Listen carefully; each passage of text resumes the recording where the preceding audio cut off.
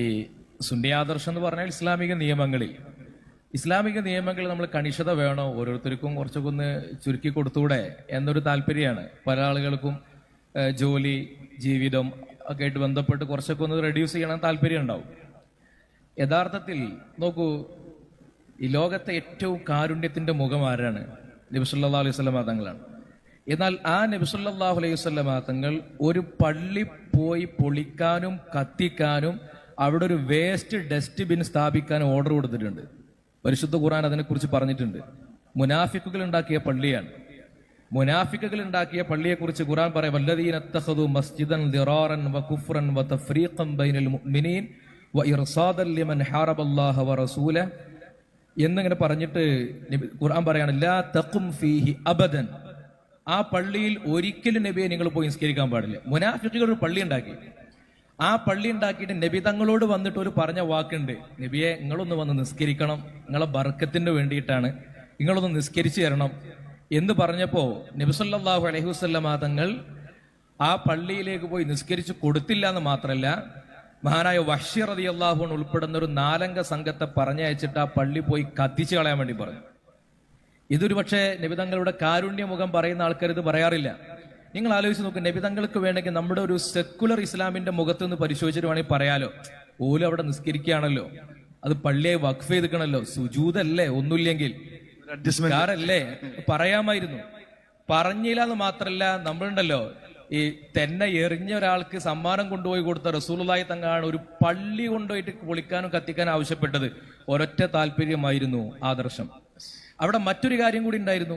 ഖുബാ പള്ളിയോട് ഇതുണ്ടാക്കിയ ആൾക്കാർക്ക് ഖുബാ പള്ളിയോടുണ്ടായൊരു താല്പര്യക്കുറവും ആയിരുന്നു യഥാർത്ഥത്തിൽ പള്ളി ഉണ്ടാക്കാനുള്ള കാരണം. അതാണ് മുഅ്മിനീങ്ങൾക്കിടയിൽ ഭിന്നതയും ഛിദ്രതയും ഉണ്ടാക്കാൻ വേണ്ടി ഇസ്ലാമിന്റെയും ആദർശത്തിന്റെയും പേരിൽ വരുന്ന ആളുകളെ കത്തിച്ചു കളയുക എന്ന, അവരുടെ അടയാള മുദ്രകളെ കത്തിച്ചു കളയുക എന്ന രീതിയാണ് നബി സല്ലല്ലാഹു അലൈഹി വസല്ലമ തങ്ങൾ സ്വീകരിച്ചു. ഇനി മറ്റൊന്ന് നിങ്ങൾ നോക്കൂ, നബി സല്ലല്ലാഹു അലൈഹി വസല്ലമ തങ്ങൾ വഫാത്തായ ഉടനെ നമുക്കൊക്കെ അറിയുന്നതാണ്, മഹാനായ അബൂബക്കർ റളിയല്ലാഹു അൻഹു ആ സമയത്തുണ്ടായ പ്രധാനപ്പെട്ട ഒരു സംഗതിയാണ്, 3 വിഭാഗമായി മുസ്ലിങ്ങളിൽപ്പെട്ട ഒരു വിഭാഗം ആളുകൾ കുഫറിലേക്ക് പോയി, മറ്റൊരു വിഭാഗം ആളുകൾ ഞങ്ങൾ സക്കാത്ത് കൊടുക്കൂല എന്ന് പറഞ്ഞു, വേറൊരു വിഭാഗം ആളുകൾ കള്ളപ്രവാചകന്മാരെ കൂടെ പോയി, ഞങ്ങൾക്ക് എപ്പോഴും പ്രവാചകം വേണം, അതുകൊണ്ട് ഇനിയിപ്പോ ഇതേ ഉള്ളൂങ്കിൽ അതിന്റെ കൂടെ.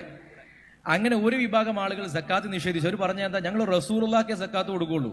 ഖുർആനാ പറഞ്ഞത്, ഖുദ് മിൻ അംവാലിഹി, നബിയെ നിങ്ങൾ സക്കാത്ത് വാങ്ങണം എന്നാ പറഞ്ഞിരിക്കുന്നത്. റസൂലുള്ളാഹിക്ക് കൊടുക്കണം, ഖുർആൻ അനുസരിച്ച് ജീവിക്കുന്ന ആൾക്കാരാണെന്ന് പറഞ്ഞു. അപ്പോ നിങ്ങൾ ആലോചിച്ച് നോക്കണം, ഇസ്ലാമിനെ സ്ഥാപിച്ച നബി സല്ലല്ലാഹു അലൈഹി വസല്ലമ തങ്ങൾ 23 കൊല്ലത്തെ പ്രബോധനത്തിന് ശേഷം വഫാത്തായ ശൂന്യത, ആ ശൂന്യത നമുക്ക് സങ്കല്പിക്കാൻ പറ്റുമോ? അവിടെ ഇനിയൊരു നാഥനില്ല. രാഷ്ട്രീയമായി, സാമൂഹികമായി എല്ലാ അർത്ഥത്തിലും പ്രതിസന്ധിയുള്ള ഒരു സമയം. ആ ഒരു സമയത്ത് ഇവരോട് യുദ്ധം ചെയ്യാൻ വേണ്ടി പോയ ശത്രുക്കൾ പറയില്ല, കണ്ടോ നബി പോയപ്പോഴേക്ക് ഇവർ തമ്മിൽ ആഭ്യന്തര കലഹം തുടങ്ങി എന്ന് പറയില്ലേ? നബി സല്ലല്ലാഹു അലൈഹി വസല്ലമ തങ്ങൾക്ക് മാത്രം സക്കാത്ത് കൊടുക്കുള്ളൂ എന്ന് പറഞ്ഞ ആളുകളോട് യുദ്ധത്തിന് പുറപ്പെട്ടു മഹാനായ അബൂബക്കർ റളിയല്ലാഹു അൻഹു. അപ്പൊ ഉമർ റളിയല്ലാഹു അൻഹു ചോദിക്കുന്നുണ്ട്, എല്ലാ സിദ്ദീഖ് തങ്ങളെ, അവർ ലാ ഇലാഹ ഇല്ലല്ലാഹ് വിശ്വസിക്കുന്ന ആൾക്കാരല്ലേ, ഓരോടെ എങ്ങനെ യുദ്ധം ചെയ്യാൻ പറ്റുമോ? അപ്പോൾ അബൂബക്കർ റളിയല്ലാഹു, നോക്കൂ, 2 കൂട്ടർക്കും തെളിവുണ്ട്, 2 കൂട്ടരുടെ പക്കലും നയമുണ്ട്. അബൂബക്കർ റളിയല്ലാഹു അവിടെ പറഞ്ഞ മറുപടി വളരെ വളരെ സ്ട്രോങ് ആണ്. മഹാനവർകൾ പറഞ്ഞു, ഞാൻ നിർബന്ധമായും അങ്ങോട്ട് പോവുക തന്നെ ചെയ്യും, അല്ലേ? അബൂബക്കർ റളിയല്ലാഹു പറഞ്ഞത്, ഞാൻ നിർബന്ധമായി ഉഖാതിലന്നഹും, അവരോട് ഞാൻ യുദ്ധം ചെയ്യും. അത് ഇനി ഒരു എന്താ പറയാ, ഒട്ടകത്തിന്റെ കയറ് ആണെങ്കിൽ പോലും അവർ ഇസ്ലാമിന്റെ പേരിൽ നിഷേധിച്ചു കളഞ്ഞാൽ, റസൂലുള്ളാഹിന്റെ കാലത്ത് കൊടുത്തിരുന്നത് കൊടുക്കൂല എന്ന് പറഞ്ഞാൽ അവർക്കെതിരെ ഞാൻ യുദ്ധം ചെയ്യും എന്ന് കർശനമായി പറഞ്ഞപ്പോൾ ഉമർ റളിയല്ലാഹു പറഞ്ഞൊരു മറുപടി ഉണ്ട് അവിടെ. ഉമർ റളിയല്ലാഹു ആ സംസാരത്തിന് മറുപടി പറഞ്ഞത്, നിങ്ങൾക്ക് അല്ലാഹു തആല നൽകിയിട്ടുള്ള പ്രത്യേകമായ ഒരു മനസ്ഥൈര്യം ആണ് ഇത്, ഞാൻ നിങ്ങളുടെ കൂടെ നിൽക്കുന്നതാണ്. അതായത് ഉമർ റളിയല്ലാഹുവിനോട് ആദ്യം ഒരു നിലപാടുണ്ടായിരുന്നു, തെളിവുണ്ടായിരുന്നു. പക്ഷേ ആ നിലപാടിന് തെളിവിനും വേണ്ടിയിട്ട് നമുക്കിപ്പോ ഫാഷിസം പട്ടി വിടർത്തി നിൽക്കുക എന്നൊക്കെ പറഞ്ഞതുപോലത്തെ സ്ഥിതിയാണ് അന്നും. കാരണം അന്ന് മുസ്ലിങ്ങൾ തമ്മിൽ യുദ്ധം ചെയ്താൽ വലിയ പ്രശ്നം ഉണ്ടാവും അവിടെ. അപ്പൊ അങ്ങനെ ഒരു കലുഷിതമായ സാഹചര്യത്തിൽ പോലും ഈ നിലപാടിന് വേണ്ടി, ആദർശത്തിന് വേണ്ടി യുദ്ധം ചെയ്യാൻ അബൂബക്കർ റളിയല്ലാഹു റെഡി ആവുകയാണ്. അവിടെ ഉമർ റളിയല്ലാഹു നമുക്ക് കിട്ടുന്നൊരു പാഠം എന്താണ്? അവിടുത്തെ ഇൽമിയായ അതോറിറ്റി അബൂബക്കർ റളിയല്ലാഹു അൻഹുവാണ്.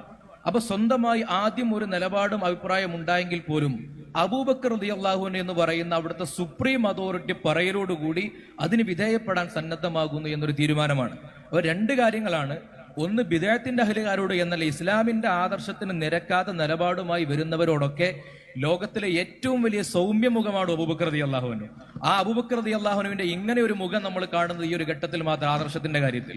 അതേ പ്രകാരം തന്നെ സുഫിയാൻ സൗരി റളിയല്ലാഹുവിനെ പോലെയുള്ളവരൊക്കെ പറയുന്നുണ്ട്, വിദേഹത്തിന്റെ ആളുകളുമായിട്ട് ഒരു നിലക്കും സഹകരിക്കാൻ പാടില്ല. ആരെങ്കിലും ഒരാൾ വിദേഹത്തിന്റെ അഹലുകാരുടെ കൂടെ ഇരുന്നാൽ വൈറസ് പകരുന്നത് പോലെ ഇങ്ങോട്ട് പകരും എന്നൊരു അഭിപ്രായം അബു ഫുദൈൽ റളിയല്ലാഹു അൻഹു പറയുന്നുണ്ട്. വിദേഹത്തിന്റെ അഹലുകാരനോട് എന്തെങ്കിലും ഒരു ആദര പ്രകടനം കാണിച്ചാൽ ഫഖദ് അആന അലാ ഹദമിൽ ഇസ്ലാം, ഇസ്ലാമിനെ പൊളിക്കാൻ അവനെ കൂട്ടുന്ന ആളുകളെ പോലെയാണ് എന്ന്. അപ്പോ ആദർശപരമായി ഇത്തരത്തിൽ വൈകല്യങ്ങൾ സംഭവിച്ച ആളുകളോടുള്ള കോംപ്രമൈസ് ഒരു കാരണവശാലും അത് മതത്തിന്റെ നേർമുഖത്തെ സൃഷ്ടിക്കുകയില്ല എന്ന് മാത്രമല്ല, സുഫിയാൻ സൗരിയുടെ അഭിപ്രായത്തെ കടമെടുത്താൽ അത് മറ്റുള്ളവർക്ക് വളരാൻ കൂടുതൽ അവസരം ഒരുക്കി കൊടുക്കുകയാണ് ചെയ്യുക.